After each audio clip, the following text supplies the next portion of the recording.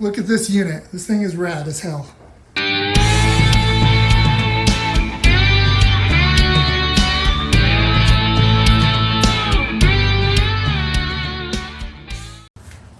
What's up, YouTube? Welcome back to the channel. So today, we're getting back to work on the 48 Ford. Yes, I know it's been a while since we've actually touched the Ford, but let me explain what's going on. So the last video where we actually touched the chassis was during the buildup of the 4Link. 4Link turned out awesome, super stoked with it. But it made me realize that we were gonna have to change the front suspension. Reason being is the ride height in the front was way too high to allow the 4Link to properly work. So we were going to need to lower the front quite a bit. I didn't want to do a front clip with like Mustang 2 front end or anything like that. I wanted to keep a solid front axle setup.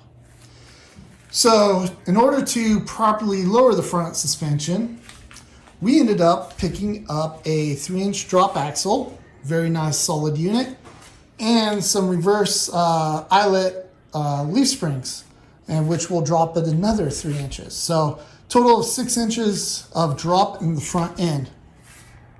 This should really help lowering the vehicle to the proper ride height to allow this rear 4Link to work awesome.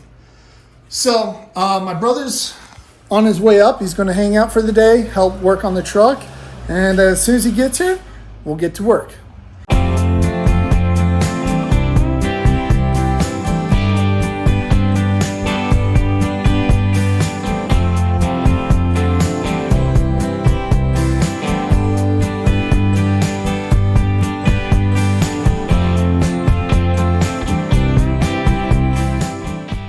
So we just got done yanking out the front suspension, and we went to pull off the original bump stop pads off the original axle to install it on the new setup, but the U-bolt spacing won't allow this to work.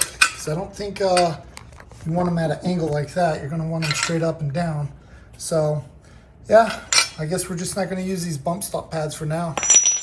Just FYI to anybody using this axle in the future.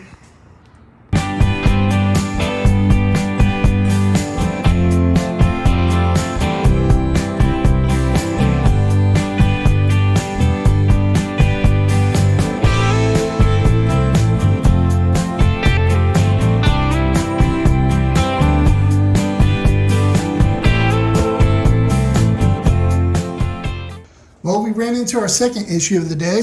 So these Kingpins, the machined hole for it seems to be a little too tight. This one only goes a quarter way through, then it hits that lip right in there. So I'm gonna have to run a reamer through this to open it up slightly. And then for this side, it appears that the Kingpin doesn't even want to begin to go inwards. So I'm gonna have to run the reamer through this side also to make it to just clearance it out a little bit to allow the Kingpin to slide through.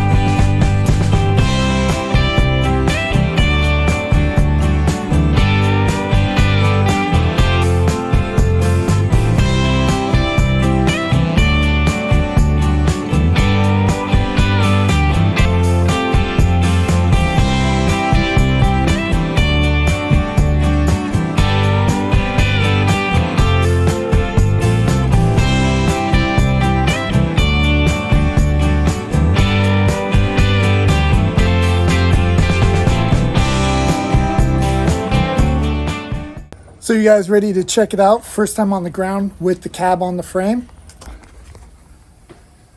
Look at this unit. This thing is rad as hell.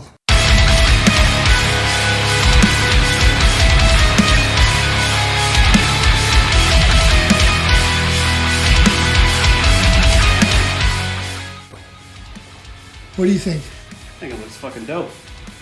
Yeah, the suspension worked out perfect. It actually lowered it more than 6 inches. It's almost about 7 inches lowered. And I think it'll probably be another ½ inch when the engine's fully assembled and we have the turbo kit and everything else on it. Plus the weight of the interior and roll cage and all that good stuff. But check out the rear end. That is just looking hard. Huge improvement. So this ride height is perfect. Now that it's set, I can actually go ahead and finish the rear end by adding the coilovers and the sway bar and just button it all up. And then we'll have a true rolling chassis. But man, we weren't really planning on putting the cab on today, but we decided to, and I'm glad we went ahead with it. Had to cut the floor a little bit just to make room for the gear vendor's overdrive unit. So that's just temporary. I'll make a whole new trans tunnel. But man, got some work done today. Yeah, Looking tell you good. what. So now that the cab's on and it's basically a rolling chassis almost, next video we'll actually start working on the turbo kit, and man, that's going to be a pretty exciting video. It's gonna be a good time. So, but man, it was a hot one today. We're tired. We need some beers.